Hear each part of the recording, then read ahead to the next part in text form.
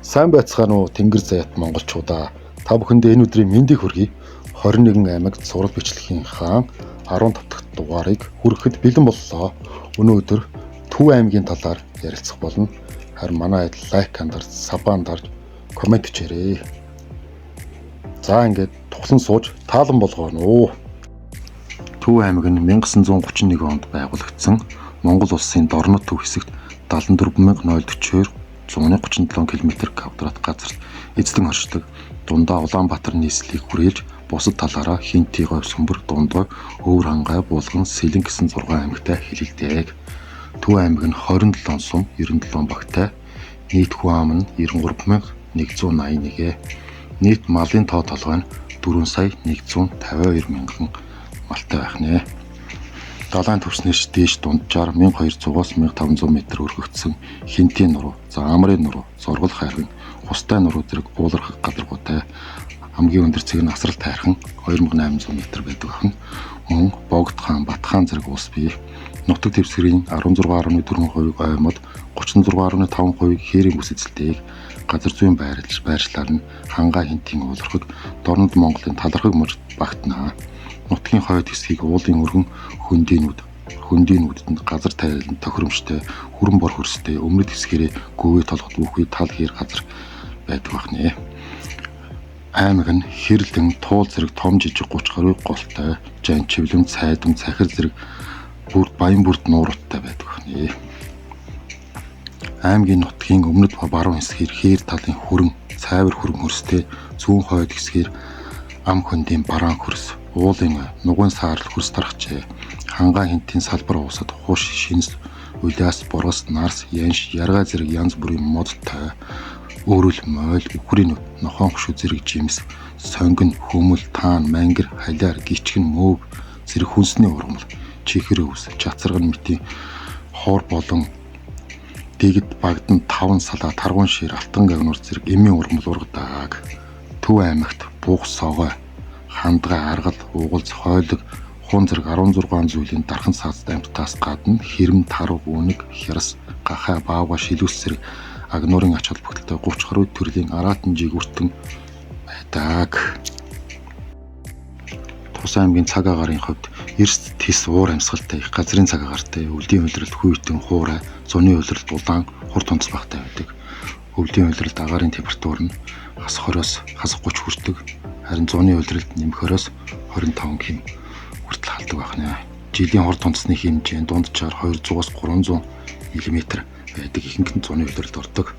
Салхины хэмжээ нь бол 5-аас 10 м/с хурдтай байдаг. Тус аймаг нь ашигт малтмалын ариун их нөөцтэй бөгөөд уул уурхайн салбар нь орон нутгийн эдийн засагт чухал үүрэг гүйцэтгэдэг. Тус аймагт Алт, Гянт болт, Жонш зэрэг ашигт малтмалын ордууд илэрсэн байдаг.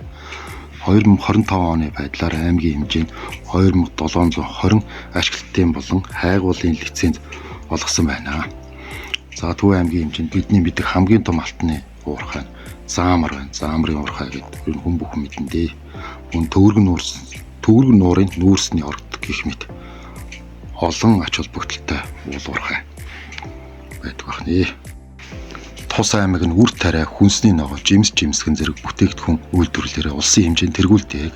Аймгийн хүнс хөдөө аж ахуйн газар тариалангийн үйлдвэрлэлийг дэмжих, шин технологи нэвтрүүлэх, ургацын хэмжээг нэмэгдүүлэх чиглэлээр бодлого хөтөлбөрүүдийг хэрэгжүүлэн ажиллаж байгаа. Төв аймаг нь нийслэл Улаанбаатар хоттой ойр байрладаг. Улаанбаатар хотоос 100 м дотно 45 км-ийн зайтай, дид үсэл, харчингуй сайн хөгжсөн аймаг. Аж үйлдвэрийн тухайд аймгийн энэ салбар нь хөдөө аж ахуй төв хийдэг боловсруулах, хүнсний бүтээгдэхүүн үйлдвэрлэх чиглэлээр хөгжиж байна. Тухайн альбал газар тариалан, мал аж ахуй, төв хийдэг, нэмэн хүртэх шингэсэн бүтээгдэхүүн үйлдвэрлэх, паркуудыг байгуулах төлөвлөгөөтэйгээр үйл ажиллагаа эхлүүлэн ажиллаж байгаа юм байна. Төв аймгийн 7 гайхамшиг. Тус аймагт байгалийн үзэсгэлэнт болон түүх соёлын дурсгалт нийт 68 газар байдгаас онцгой 7 гайхамшигт аялал жуулчлалын анхаарал татдаг. Тэр газруудын талаар ярилцъя. Нэгдүгээрт Манжуушир хийдийн туйр. Манжуушир хийд нь Монголд байдаг буддын шашны хийд юм а. Манжуушир гэдэг нь оюун бэлгийн тэнгэрийг сахих бурхан гэсэн утгатай нэр ажээ.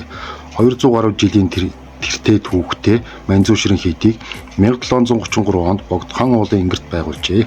18 дугаар зууны сүүлчээр цогчин дуганыг байгуулж өмнө талд нь богд уулаас ус талтаж хиймэл нуур үүсгэсэн. 1937 оны хилмигтүүлэнд өртнөөс сүмээс үлдсэн хэсэг нь одоо музей болон хадгалагдсан бөгөөд соёлын үнэт өв хэмээн 1998 онд улсын хамгаалтанд авсан. Хустай байгалийн цогцлборт газар. Хустай нурууг байгалийн нөөц газрын зэрэглэр амх улсын тусгай хамгаалтанд авч 1998 онд зэрэглэлийг нь ахиулж байгалийн цогцлборт газар болгосон. Хустай байгалийн цогцлборт газар нь Улаанбаатар хотоос баруун тийш 100 орчим километрд оршино. Олон зүйлийн урмал амьтад элбэг байдаг.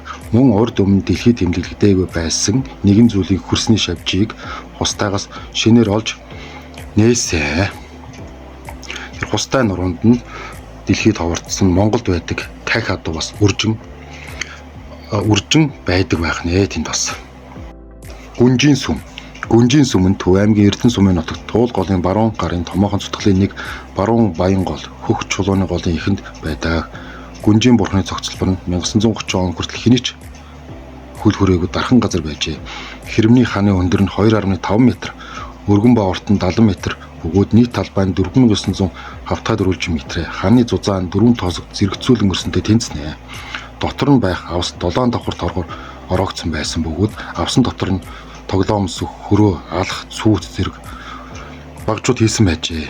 Энэ цогц нь хинийх болох нь тогтоогдоогүй боловч хинийч гар хүрээгүй тэр чигээрээ хадгалагдсан үлдсэн байна. Энэ гүнжийн сүмд нэг ийм эртний авс байдаг бахан. Тэгээд хэн болох нь тогтоогдоогүй байд юм аа. Зоргол хайрхан. Зоргол хайрхан уул нь 1668 м өндөр бөгөөд том жижиг 3 агуйтай. Зоргол хайрхан уул нь Улаанбаатар хотоос 150 км-ийн зайд Төв аймгийн Баян Гүнжил сумын Элсэн уулаас 40 км-ийн зайд оршино. Мөн энд Рашантын ам гэж уул ус мод урмалж игдэрсэн үзэгсэн төгөлдөр газар байдаг. Чингис хааны морьт хөшөө цогцлбор. Төв аймгийн Эрдэнэ сумын нутагт орших Сонжин болдог цогцлборыг Халтмаагийн Батуулгын санаачлагаар ерөнхий архитектурчоор Ди Эрдэнэ бэлэг бүтээсэн юм. Чингис хааны хөшөө суур баримлын хамт 40 м өндөр бөгөөд цогцлбор газрын нийт 212 га талбайд хамран байрлана. Цогцлборыг тавцангаас нь бурхан халдуун дэлүүн болдог тулгай хөдөө арал гэх мэт Чингис хааны түүхтэй холбоотой чухал дурсгал газруудыг харагддаг байх нэ тэндээс. Тянюкугийн гэрэлт хөшөөний бичээс Төв аймгийн Эрдэнэ сумын нутагт Баянцогт сумын баруун хойно Налах хотоос зүүн тийш 15 км, Ар Жиживлэнгийн соёлоос баруун тийш 4 км төрших Тянюкугийн гэрэлт хөшөө түргэн үед хамаарагдах ажээ. Тянюкугийн гэрэлт хөшөөний орчим дээл өмссөн ур хийцэн харилцан адилхан 9 ширхэг саарл боржин хүн чулуу байсан. Цогцлбор дурсгалын өмнөөс зүүн зүгт цуурсан 1300 м зайд 400 орчим цагаан чулуу байрлуулсан байсан бөгөөд одоо тэдгээрийг зарим газар дээл ил харагддаг байх нэ. Цогт хун тайжийн дуутын хадны бичээс. Цогт тайжийн дуутын хадны бичээс нь Төв аймгийн Дэлгэр хаан сумын төвөөс урагш 20 км-ийн зайд орших Тарамцгийн улсын Шовтор хутаг хэмээх уулан өвөрт байдаг. Нутгийн ард түмэн тэр хадыг ширмэн тогой шиг дуу аваа гаргадаг болохоор дуут хад гэж нэрлэжээ. Мөн гаднаа хар боловч дотроо цагаан саарл өнгө гарч ирдэг байгалийн нэгэн гайхамшиг тогтцсон юм а. Тиймээс халахын цогт тайжийн бичээс хар самбар дээр цагаан шохоогоор бичсэн юм шиг тод харагддаг байна. Энэ мэтчлэн түүх соёлын дурсгалт газрууд ариун байдаг бөгөөд эдгээр газруудыг төшөглөн жуулчлалыг татах бүрэн боломжтой гэж аймгийн байгаль орчны газраас үздэг байх нэ. Мөн түнчлэн байгалийн үзэсгэлэнт газар тус аймагт зөндөө байдаг. Тэдгээрээс заримаас нь товч ярьж өгөхөд жишээ нь богд уул байна. Энэ дэлхийн хамгийн анхны дархан цааст газар гэж ярьдیں۔ Горх тэрэлжийн байгалийн цогцлборт газар байна. Энэ Улаанбаатар хотоос ойр үзэсгэлэнтэй уул гол мөрөн хадан цохоо аялал зугаалах тохиромжтой газар байдаг.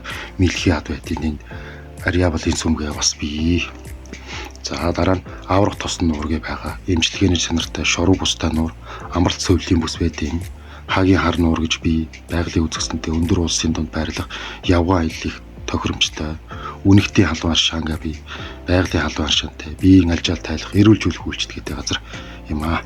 Энэ мэтчлэн Төв аймагт зөндөө олон байгалийн үзэсгэлэнт газрууд бий. Манай монголчууд чиг аялна, гадаад дотоодын жуулчд чихэр нь энэ зун манай монголчууд ийш аялвал гоё шүү. Энэ удаагийн дугаарыг ингээд өндөрлөе. Төв аймгийн талаар манай монголчууд баггүй мэдлэгтэй болсон гэдэгт итгэлтэй байна. За ингээд түр баяртай. Манайхан лайк дарж, сабан дарж, комент бичээрэй. Баярлаа.